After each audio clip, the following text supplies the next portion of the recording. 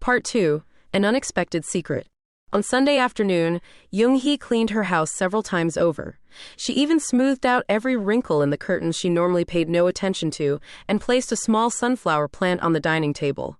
She had bought it from the flower shop that morning. Sunflowers always face the sun, she had heard. Looking at it, Young-hee resolved that she too would no longer bow her head, but live looking straight at someone. When she put on her new dress, sat at her vanity and picked up her lipstick, her hand suddenly stopped.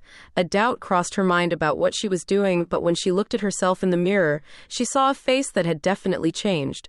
There was vitality, and for the first time in a long while, anticipation sparkled in her eyes. At 3 p.m, the doorbell rang. Young-hee took a deep breath and opened the door. Sung-ho stood there in a neat shirt and cotton pants, holding a small cake box.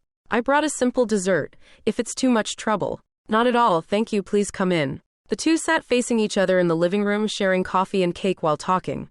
Sung-ho was more knowledgeable than she had expected, weaving humor throughout their conversation. Young-hee laughed out loud for the first time in ages, and the room filled with a bright atmosphere. However, as time passed, a strange shadow fell across Sung-ho's face. He spoke less, as if he had some heavy concern. Young-hee noticed and asked, "Is something wrong? You look troubled." Sung-ho was silent for a moment, then put down his coffee cup. A deep sigh escaped him. "Actually, I live alone too. My wife passed away in a car accident 3 years ago." Young-hee's eyes wavered. "I'm sorry, I shouldn't have." "No, it's okay. I wanted to tell you." A brief silence followed.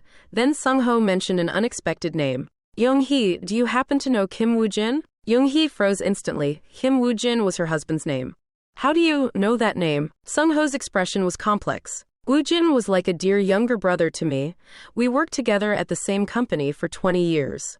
Young-hee set down her coffee cup and whispered as if breathless. "Then you knew about me from the beginning?"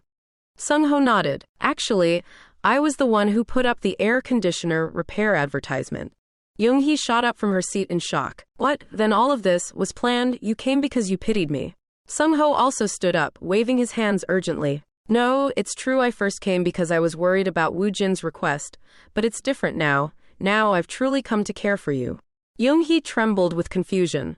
Love and betrayal were tangled together, making it impossible to distinguish what was sincere. Sung-ho looked straight at her and continued. "Woo-jin asked me something before he died. He said, 'Please protect my wife, never leave her alone.'"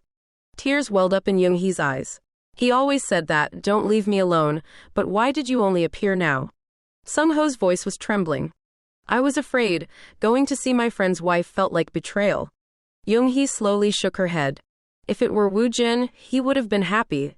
If it were someone like you." Just then, Young-hee's phone rang. It was her daughter calling. "Mom, I heard you keep meeting with the air conditioner repairman. Is it true?" Young-hee couldn't answer, and her daughter's voice was agitated. "Dad's only been gone a few years, and you're already meeting another man. Don't you think about your reputation?" Young-hee bit her lip and swallowed her tears. Even after hanging up, her hands shook. Sung-ho watched from beside her and said quietly, "I'm sorry, I shouldn't have." Young-hee shook her head. "No, this is my problem, it's my life." That night, Young-hee couldn't fall asleep easily. But near dawn, her husband's last words suddenly came to mind. "Meet a good person and live happily." Those words revived from deep in her heart. The next morning, Young-hee sent Sung-ho a text message. "Would you like to come for soybean paste stew this evening?" At 6 p.m, Sung-ho arrived with wine. On the dining table, soybean paste stew and several side dishes were prepared. Sung-ho smiled looking at the bowls. "Woo-jin always bragged about it. He said your soybean paste stew was the most delicious in the world." Young-hee's eyes moistened. "He always said that." The dinner table was filled with laughter and conversation. But it wasn't just a simple meal. The distance between the two was gradually narrowing. Sung-ho carefully took Young-hee's hand. "Being with you feels like a gift Woo-jin left me." Young-hee squeezed his hand and nodded. "I feel the same way. Now it feels more like a gift than guilt." Time passed quickly. Going to the market together, walking in the park, sitting side by side on the same sofa watching dramas became routine, but the world still didn't look kindly upon the two of them. The children's opposition and people's stares were burdensome. Young-hee quietly told her daughter, "More important than reputation is my life. I have the right to be happy too." 6 months later, the two had a small wedding. It was a modest affair with only hospital colleagues and a few of Sung-ho's longtime customers invited. After the wedding, they first visited Woo-jin's grave. Yoonghee placed flowers and whispered, Woo-jin, I'm going to live happily with the person you sent me. Sung-ho also knelt and bowed his head. Brother, I kept my promise. From now on, I'll protect her. Winter came and the first snow fell. Looking out the window from the warm living room, Yoonghee said playfully, What if the air conditioner breaks down again next summer? Sung-ho laughed. If it breaks down, I can fix it. Yoonghee shook her head and said, No, that won't do. Thanks to that breakdown we met. They both laughed out loud. On the snowy night, Yoonghee thought, Life begins again from the place you believed was the end. On that hot summer day when the air conditioner stopped working, her life began to move again.